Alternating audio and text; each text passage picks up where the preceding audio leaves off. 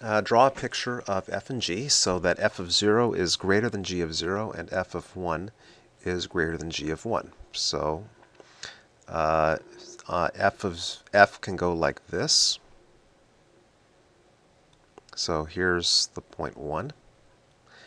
And g could go like this. So g of 0 is less than f of 0, and g of 1 is less than f of 1, and f and g are assumed to be continuous functions.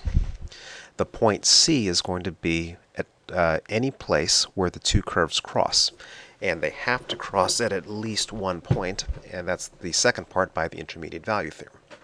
So the way that we prove this by the intermediate value theorem is we let h of x be equal to f of x minus g of x. So some important properties: h is continuous.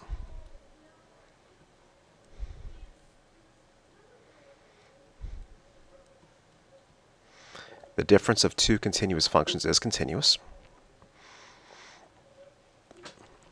Also, we know that h of 0 is positive because f of 0 is assumed to be greater than g of 0, and h of 1 has to be negative.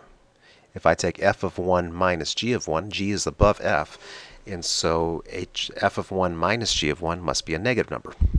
So by the intermediate value theorem,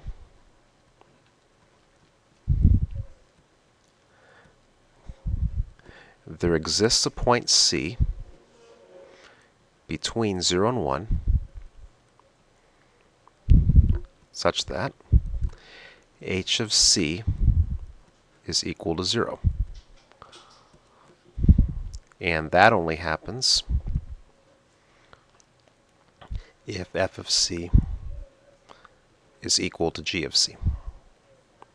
So that is how the intermediate value theorem can be used to prove this fairly obvious property, that if f of 0 is greater than g of 0, f of 1 is less than g of 1, and the functions are continuous, then there's got to be at least one point, maybe more, but at least one point where the two curves must cross.